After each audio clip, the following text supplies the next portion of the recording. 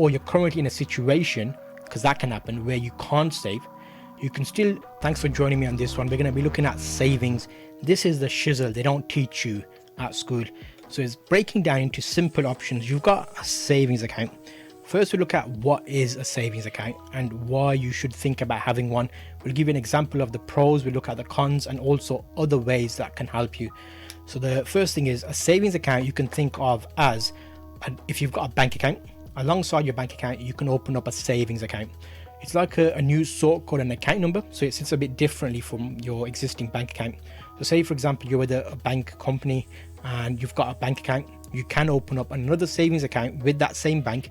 When you log into your online banking, you'll just see two accounts, one a bank account and one a savings account. You can have multiples of these.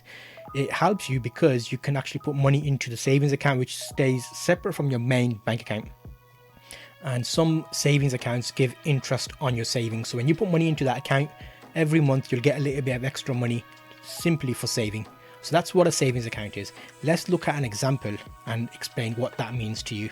So we're going to use our same old guys, KaSSh and BaSSH, and the circle depicts their bank account. So here is one bank account, here is one bank account.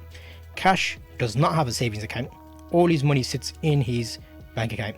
BaSSH, being the clever guy he is, he opens up another savings account, make it a little bit smaller circle, and he's able to put money from his bank account into his savings account. What's the red one? The red one is his job. So KaSSh gets money paid from his bank, or his, well, if he works for a bank, that's the company, put him as that, pays money into KaSSh's bank account. So he's got, let's say 1, 2, 3, 4 KaSShs, whatever those are, new currency, 4 KaSShs in his bank account. BaSSH gets paid from his bank account. He's also got 4, 1, 2, 3, 4. BaSSH cleverly, every month when he gets paid, he puts 2 of those KaSShs from there into his savings account. That is, I don't know what that is, but yeah, you can tell. So let's get rid of them from there. Now he's got 2 KaSShs in his BaSSH account, and he's got 2 KaSShs in his savings account. When he logs in, he's put this account as don't show me the balance. That helps in your online banking. You can do that, so it doesn't tell you how much is in there. Stops you kind of having to say, oh, I've got money there, let's spend it.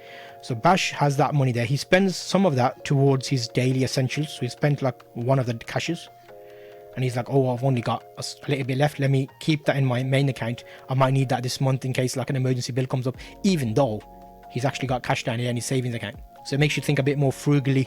BaSSH is a clever little sod, so he does that quite a lot. KaSSh, being who he is, he's got 4 KaSShs there, so he goes and pays.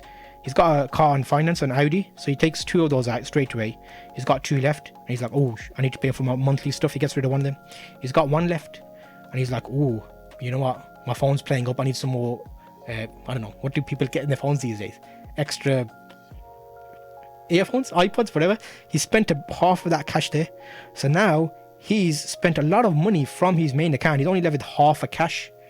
Whereas BaSSH here, he's got 1 there, and because he already put 2 down here, he's budgeted and he's actually got 3 KaSShs available to him, all because he put some money into his savings account. If he carries on doing that every single month, that cash will actually earn him a bit of interest as well, because he's putting in a savings account. At the moment, interest rates are horrendous, so you won't make more than like a couple of pence. But regardless, when interest rates get back to normal, he'll earn a bit more interest rate there. So savings, he's got a pot here, he's saving up. KaSSh has a finance car, and he pays money towards that car because he wants to be flashy. But BaSSH is like, you know what, I'm going to save towards that car.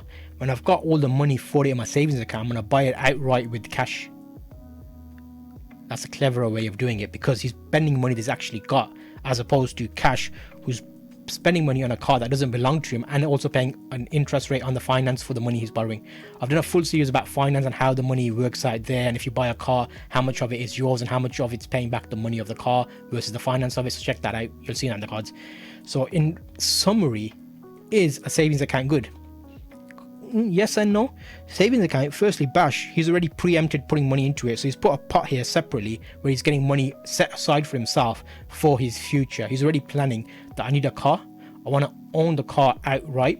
I'd rather buy a car that's mine and a couple of years older that are going to finance a car and then spending money on it on a monthly basis regularly. If I stop working, I'll have to get rid of the car. Whereas a car that's your own will always be your own, whether you stop working or not. So savings, interest rates come in. The main goal of it is just separating the money to allow you to put it into an account where it's giving you the option of saving for future and getting interest rates.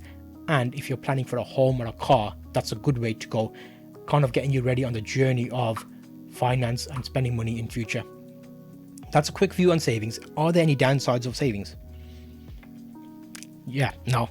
If you're saving money, the only downside of it is you don't have that money to spend right away. So if you're the type of person that likes to spend everything you've got straight away and not save, or you're currently in a situation, because that can happen, where you can't save, you can still get elements of this where you can re-look at your current finances. I did a full step-by-step video of looking at your current finances and how you can start getting it in a better setup. You will have to sacrifice something. If you're living beyond your means and you carry on doing that, you can't really save. So you have to step back on some of the things you've got. You have to get rid of some of the luxuries, some of the Netflix and extra Deliveroo subscriptions you've got, and start saving money and living a bit more frugally if the goal is to make money and save money and then get your own car, your own house, even your own company. It's all the same kind of principles. Savings is a big part of that. Hopefully this has helped you.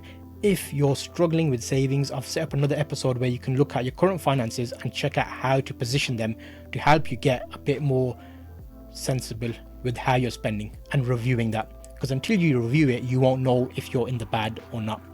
I'll link you to that video here. Check that out and I'll see you on that video.